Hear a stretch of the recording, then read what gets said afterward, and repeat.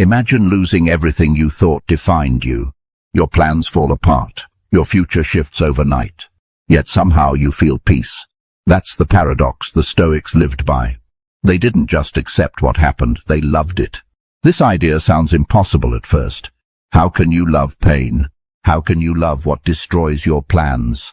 But to the Stoics, peace didn't come from control. It came from alignment with reality itself. They called it amor fati, the love of fate. And it's one of the most liberating ideas ever discovered. Because the moment you stop fighting life, life stops fighting you. Let's be honest, most of us spend our lives resisting. We resist the traffic that delays us, the people who disappoint us, the outcomes that don't go our way. We believe happiness lies in control, in shaping every moment to match our expectations. But reality doesn't care about our plans. People will leave, opportunities will slip, and sometimes the worst thing you feared will happen.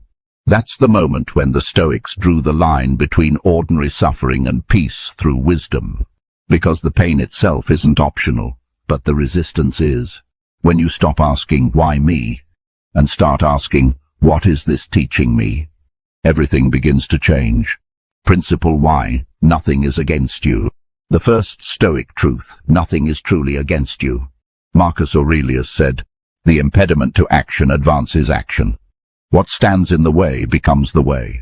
In every obstacle lies a hidden gift. A delay becomes patience. A betrayal becomes clarity.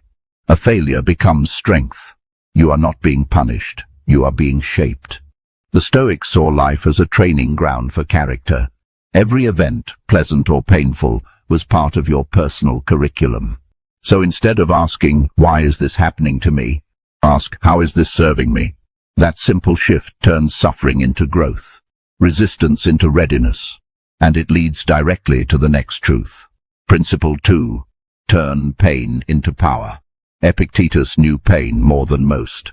He was born into slavery, beaten and mocked, yet became one of the greatest teachers of freedom. He said, it's not what happens to you, but how you react to it that matters. Modern psychology agrees. Pain becomes trauma only when we resist it, when we suppress, deny or cling to how things should have been. But when you face pain directly, when you let it teach you, it transforms. The Stoic path isn't about avoiding discomfort. It's about using it. Every hardship becomes a tool. Every scar becomes a story of strength. So next time you feel pain, pause. Don't escape it. Ask yourself, what power is this pain trying to awaken in me? Because that's how Stoics turned wounds into wisdom. Principle 3. Fate is a friend in disguise. Think back to something that once broke you. A rejection. A loss. A failure you thought you'd never recover from. Now look at who you became because of it. The Stoics believed that fate was not a cruel master, but a wise teacher. One who gives you exactly what your soul needs to evolve. When you trust this, you stop labeling events as good or bad. You start seeing them as necessary. A closed door might have saved you from a disaster. A heartbreak might have forced you to find yourself. A failure might have redirected you to your true purpose. Fate doesn't work against you.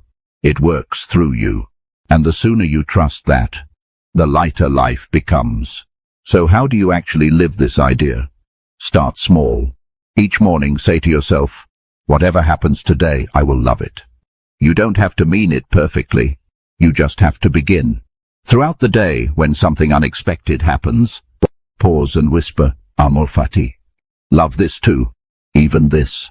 And at night reflect, what was fate trying to teach me today? Over time you'll notice a shift. You'll stop reacting and start observing. You'll stop resenting and start learning. You'll realize peace was never about avoiding storms, but learning to stand still within them. So the next time something doesn't go your way, remember this. It wasn't supposed to. It was supposed to teach you something you couldn't learn any other way. Say it softly, amor fati. I love whatever happens, for it shapes who I become. If this idea resonates with you, take a moment to reflect. What's one challenge you're learning to love right now? Share it, not for attention, but as a reminder that we're all walking this path together. Because once you begin to love your fate, Nothing that happens can ever break you again.